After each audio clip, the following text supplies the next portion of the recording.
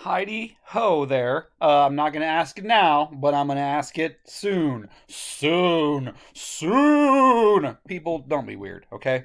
Now, I'm going to show you a couple of things here.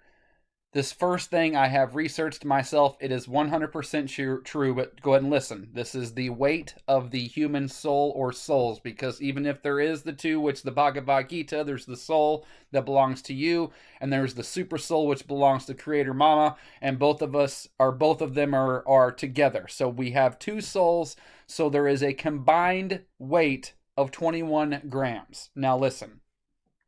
This article goes through a scientific study that basically reveals that scientists from Cambridge University using fMRI discovered the location of the soul. The study was run by Dr. Monroe and Dr. Langhani, and they spent 3 years studying thousands of scans obtained with a technology called fMRI. They used to ask their subjects to do a task or think of something just so that they would see which part of the brain would light up. But when they would ask the subjects to pray or meditate, only one place in every brain would light up, and that part was the pineal gland or pineal gland. Not sure how it's pronounced. Don't come after me for that. English isn't my first language. And what's interesting is in history and ancient history, the pineal gland is actually known as the third eye or the doorway to the soul. Doorway to the soul, because remember, the first soul, the individual soul, is in the throat or neck region. So the doorway to the soul, which is a little bit further down here.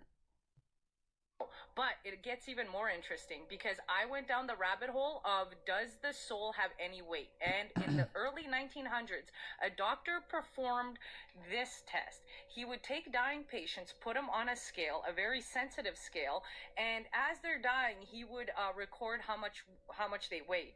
And every single patient that he weighed was exactly 21 grams less when they died. I researched that years and years ago. I even own the movie 21 Grams. That's not about this test or anything like that at all. It's a drama movie that's about in an esoteric, deeper meaning, the soul and all that shit. I haven't seen it forever, but I own that movie just for the fact of having like physical, I don't know, uh, some kind of hold or item that represents the weight of the soul. weighs 21 grams, which is weird. Let me show you. So in this article, it actually goes through this entire theory of this doctor because he only had a limited amount of patients that he did this to. So it's known as a theory. But if you guys go look this up, you can read the entire scientific study. But then it gets weirder because I actually went and studied. Okay, now let's go to the next part. This is even shorter. Bear with me here. And they said, did you know that when the sperm fertilizes the egg under an electron microscope, it actually emits a light? Could that be the soul entering the formation of a new human being? Let me show you the video. It's Whoa. so cool, man. Isn't that cool? Yes, it is. Very cool. All right. Pretty neat stuff there. So 21 grams.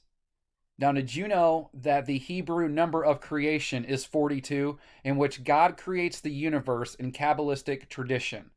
Infinite or endless, who is above the Sephiroth, or sometimes spelled Sephiroth.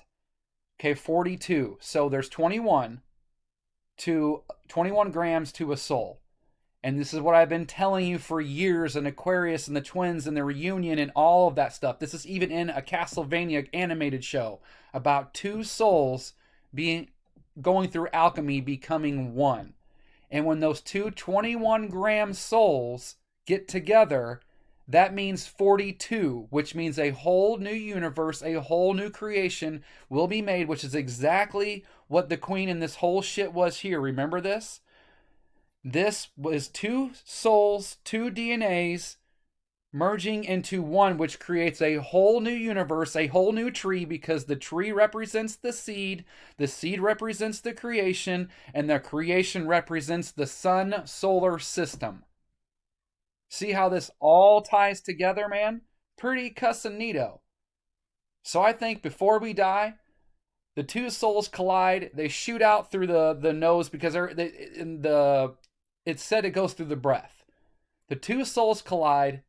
They form one, they shoot out, they go back to mom and the family, and that collision is the ectoplasm that the Ghostbusters literally talk about. And in Ghostbusters, the ectoplasm is known as like the spiritual residue. So that's what I'm starting to think. The two souls collide, they merge into one. The soul goes out of the body before death. That collision creates this ectoplasm, which is the northern lights, which we see, which is captured by the core, the center of the earth. It's absorbed into mama and the sun inside. And then that's converted into the northern lights, which is given right back out to the cosmos. That's what I think. But this is all very interesting stuff. This 21 gram shit, learned about this years ago. So it was very cool to come across this again, but with this added light with the sperm and the egg fertilizing, and just to see someone else talk about it all together.